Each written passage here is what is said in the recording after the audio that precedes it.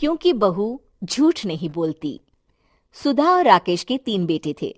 शादी के बाद तीनों माँ बाप से दूर रहते और सिर्फ त्योहारों में आते।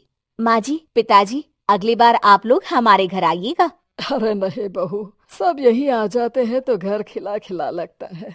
हाँ बहू, तू हमेशा बुलाती है तो जरूर आएंगे तेरे पास भी। हाँ हाँ, दीदी का घर बड़ा जो है, सब कुछ आपने शादी के बाद दीदी को ही तो दे दिया था। हमें भी दिया होता तो हम भी बड़ा घर लेते। क्यों सुनील? अरे नहीं नहीं, पापा ने सबको एक बराबर ही दिया है। छोटी बहू, क्या चाहिए तुम्हें, बोलो।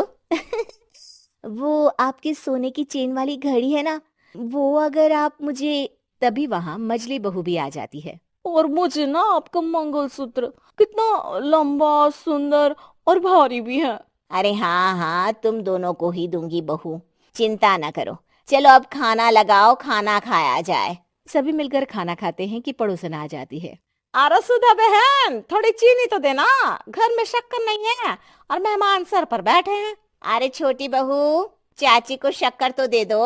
अरे मजली दीदी, आप दे दीजिए ना, मैं यहाँ कम आती हूँ तो मुझे पता ही नहीं है कि सासू माँ सारी चीजें कहाँ रखती है। और तुम, मैं कौन सा यहाँ रोज शक्कर फाँकने के लिए आती हूँ, मुझे भी नहीं है पता। तभी बड़ी बहू हाथ में चीनी की कटोरी लेकर आती है। चाची, शक्कर आप लोगों का बड़ा सहारा है माँ जी और पिताजी को, वरना हम लोग तो यहाँ रहते ही नहीं। आप जैसे पड़ोसी हैं तो हम निश्चिंत है। और जीती रहे बहू, अब तो ये घर पड़ोस कम परिवार ज्यादा लगता है।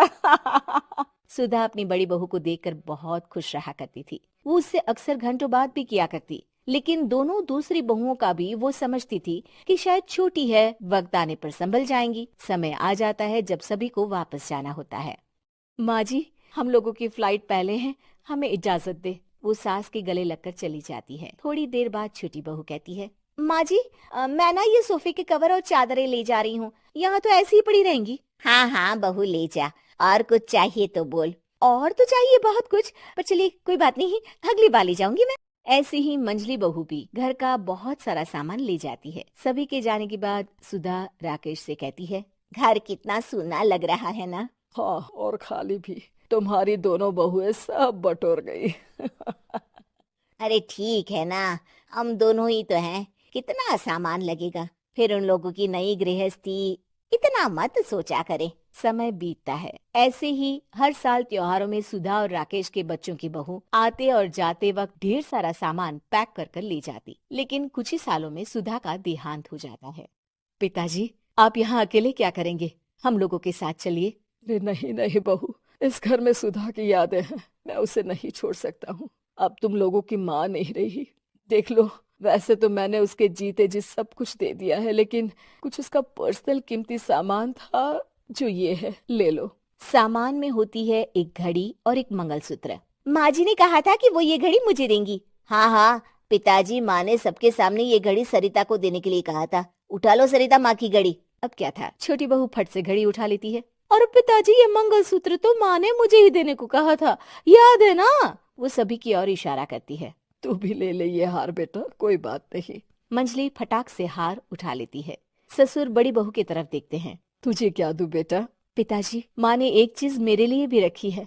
सभी के कान खड़े हो जाते हैं कि आखिर सास ने क्या रखा होगा बड़ी के लिए। अरे माँ जी तो दीदी से प्यार भी ज्यादा ही करती थी, हमेशा उनसे बात किया करती। जरूर कोई बड़ी और अपनी प्रिय चीज दी होगी दीदी को। और देख लेते हैं ना, वरना तो हम भी बराबर का बंटवारा करेंगे। हाँ हाँ, कर लेना बंटवारा। लेकिन बड़ी बहू, बताओ तो, सुधा ने क्या रखा है तुम्हारे लिए? अभी तो हम लोग यही हैं पापा जी, जब जाने लगेंगे तो बता दूंगी। बड़ी बहू के मुंह से ये बात सुनकर बाकी 2 बहुएं सोचने लगती हैं कि आखिर क्या है जो दीदी को सासू माँ देकर गई हैं। दीदी, ऐसा तो नहीं ना कि पूरे घर का आधा हिस्सा माँ बड़ी भाभी को देकर गई हो? तभी वहाँ ससुर आ जाते हैं। नहीं नहीं, ऐसा कुछ नहीं है। मकान तो तुम तीनों का बराबर से है। देखो, बड़ी बहू से तुम्हारी सास ज्यादा जुड़ी थी, न जाने क्यों घंटों बात किया करती थी। पता नहीं क्या देकर गई है उसे। और ससुर जी, आपको क्या पता, चालाकी से पूरे घर के पेपर में साइन करवा लिए हो, या फिर कोई छुपा गहना। आखिर मकान पूरा तो आपने सासू माँ के नाम ही कर रखा था ना। अब घर में ये सस्पेंस बन जाता है कि आखिर बड़ी बहू क्या लेकर जाएगी। फिर वो दिन भी आ जाता है जब बड़ी बहू के जाने का समय हो जाता है।